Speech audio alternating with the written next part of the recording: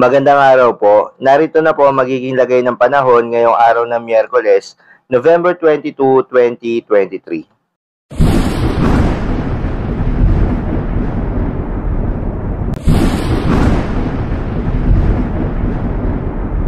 Ayon sa Pag-asa, malamig na northeast monsoon o amihan pa rin ang nakakaapekto sa malaking bahagi ng Luzon.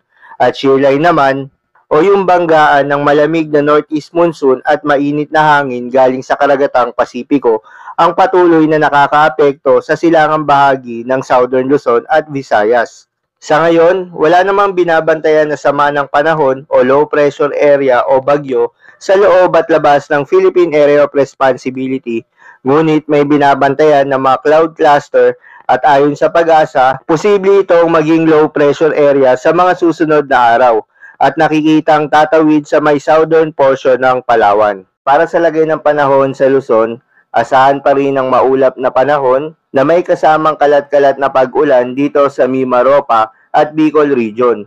Dulot pa rin yan ng shearline. Kaya naman, pinag-iingat ang ating mga kababayan sa mga posibleng pagbaha at pagguho ng lupa. At sa nalalabing bahagi ng Luzon, asahan ng maliwalas na panahon na may tsansa pa rin ng pulo-pulo hanggang sa mahihinang pag-ulan. Dulot pa rin yan ng northeast monsoon o hanging amihan.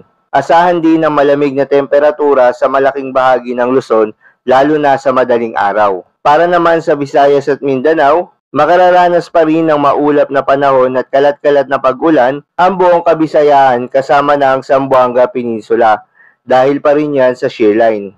Samantala, sa nalalabing bahagi ng Mindanao, asahan ng maliwalas na panahon pero hindi pa rin mawawala ang mga tsansa ng localized thunderstorm.